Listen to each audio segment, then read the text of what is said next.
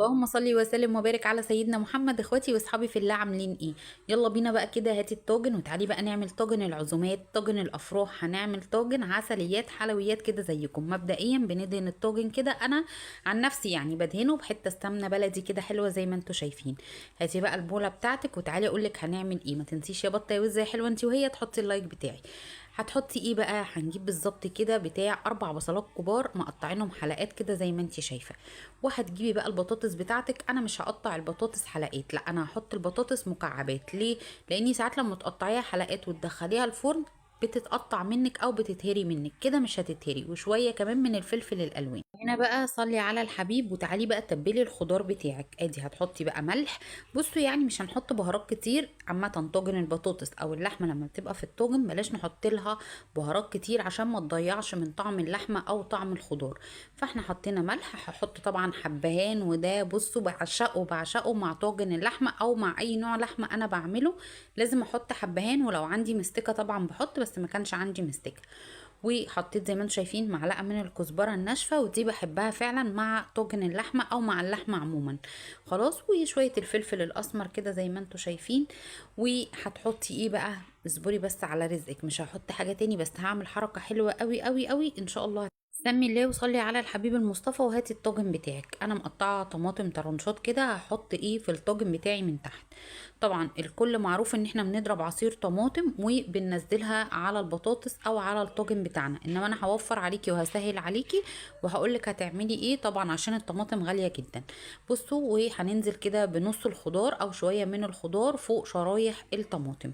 هنيجي هنا بقى النقطه مهمه وهي اللحمه انا ببقى متبلاها على جنب كده بشويه ملح وفلفل وركناهم علشان خاطر تشرب من الملح والفلفل كويس. هنا بقى كده سمي الله وصلي على الحبيب المصطفى سيدنا محمد. اللهم صلي وسلم وبارك عليك يا حبيبي يا رسول الله. اللحمه زي ما قلت لك متبلينها، وبحب اجيبها طرنشات، بس ما تكونش طرنشات رقيقه قوي، تكون طرنشات ماسكه نفسها.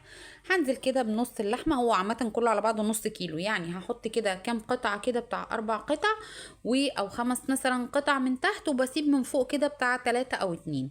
حلو قوي كده. هنزل بقى بايه؟ ببقيه الخضار بتاعي والبطاطس بتاعتي. هنا بقى برضو سمي الله وصلي على الحبيب المصطفى سيدنا محمد. اللهم صلي وسلم وبارك عليك يا حبيبي يا رسول الله.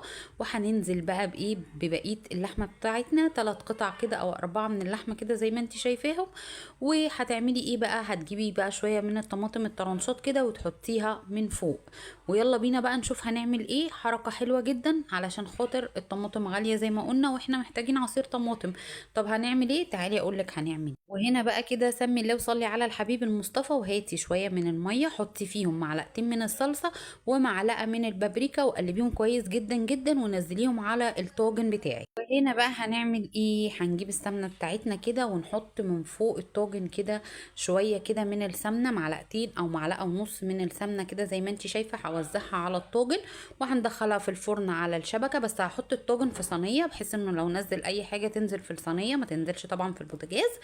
واول ما يطلع كده هياخد وقت قد ايه؟ عشان في حد ممكن يسأل هياخد وقت قد ايه. ده على حسب نوع اللحمه بتاعتك. انا اللحمه بتاعتي ممكن تستوي في ساعه الا ربع، نص ساعه، على حسب نوع. هنا بقى سمي الله وصلي على الحبيب وشوفي بقى الجمال والحلويات، ولا بصوا الريحه بقى مش قادره اقول لكم.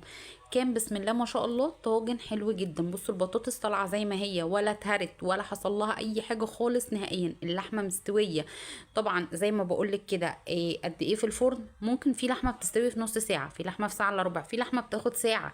فعلى حسب نوع اللحمه بتاعتك. بصوا الجمال، بصوا البطاطس طالعه الواحده بوحدتها من اول الطاجن لنهايته، ما اتهرتش ولا حصل لها اي حاجه خالص. يا رب الطاجن ده يعجبكم وتعملوه بقى في العزومات وفي الافراح.